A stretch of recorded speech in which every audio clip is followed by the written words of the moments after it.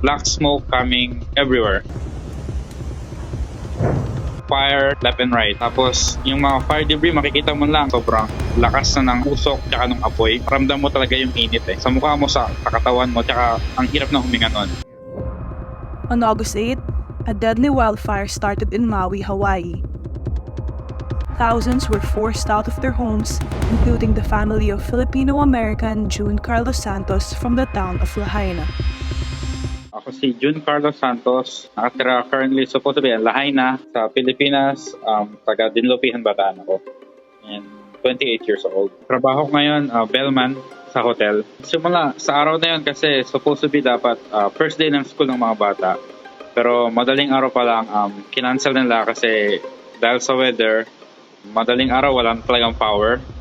So I think nangyari yun mga alas 3 ng hapon or I might be wrong, basta around mga hapon yon. Tapos pagkita ko sa labas, tumingin ako, talaga malakas lang yung hangin. Nakita ko may sunog pero medyo malayo pa naman sa amin yon. So I was like, akala ko okay, ano naman ng mga bumbero.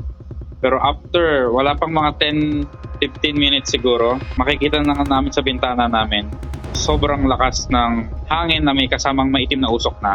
Nung lalabas ako para i-check ko sana, ang init na ng hangin pagpasok sa bahay, ang init na ng usok na pumapasok. So doon pa lang, sinabihan ko na yung family ko, mag-empake ng mabilis. June and his family immediately evacuated and tried to grab whatever they could save.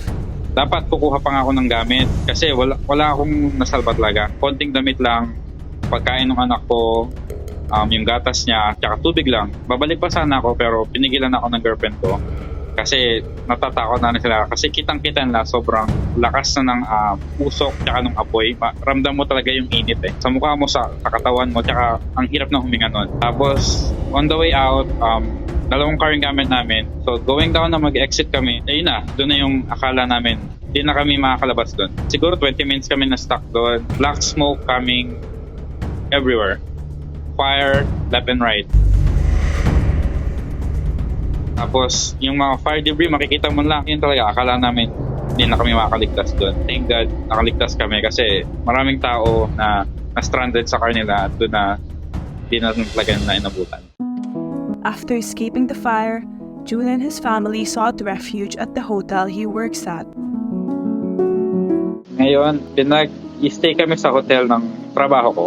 So, may room kami dito. We don't know until kami pwedeng magstay pero I'm hoping hanggang sa makarecover kahit pa paano. A couple days nung nangyari, bumalik ako sa site.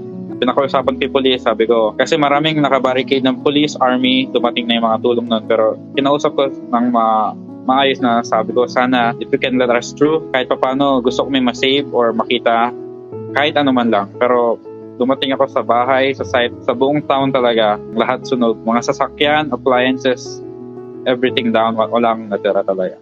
As of August 18, the death toll due to the wildfires in Hawaii has risen to 111, including one Filipino. June recalls that they weren't notified of the impending doom on the day the wildfire started. Wala. Ayun nga yung nagtataka din kami kasi maraming sirens dito sa Hawaii kasi pang tsunami, alam ko pang tsunami yon. Pero at least it's emergency. So hindi ko rin sila masisisi din, talagang sobrang bilis ng pangyayari, ang lakas ng hangin. Kaya I don't think may magagawa din sila. Kasi nung pag-evacuate na kami, nakita naman namin na sila, bumbero, police, pero sobrang lakas ng hangin, wala silang magagawa doon. For the US government, kaka-apply ko lang yung sa government assistance nila. I don't think right away makukuha namin yon. Mostly na tumutulong sa amin dito mga locals, galing sa ibang island, mga volunteers, mga relief goods, mga kung anong kailangan namin. Kasi US citizen ako pero wala pa naman akong receive galing sa mga Philippine government. Lalo na kahit yung mga immigrant, wala pa akong narinig sa kanila kung may na-receive silang tulong galing sa Pilipinas. Maraming Filipino affected. Maraming Pilipino dito na immigrant lang, talagang hanggang ngayon missing pa rin sila. Nakakalungkot lang, talagang everyday nakikita ko dito. Pumupunta sa hotel namin, nagtatanong kung nandito yung family nila. Pero nakakalungkot lang din kasi mahigit 1,000 na tao pa yung nawawala. And 70% I would say Lahaina, mostly Filipino yon.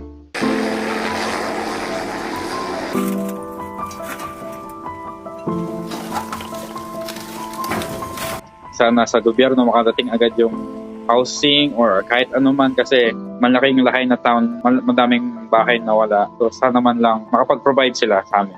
Kahit anong tulong para lang may ma-stayan kami kasi hindi namin alam hanggang kailan kami pwede mag-stay sa hotel or after nito kung ano yung gagawin namin. Mixed emotion pa rin talaga na hindi pa rin makapaniwala na ganun nangyari. It shock pa rin. At the same time, thankful kasi lahat ng family ko, lahat kami safe. Hanggang ngayon, nakakalungkot lang din every time na maalala mo lang yung experience na like we almost died. Kala mo yun na talaga, nakakaano lang talaga, nakaka-trauma din. Every time na naisip ko yun, talagang pinaback up ko na as long as we're safe, kasi material na bagay, mapapalitan yan as long as lahat ng buhay kami. Ayun, di mapapalitan kasi yun.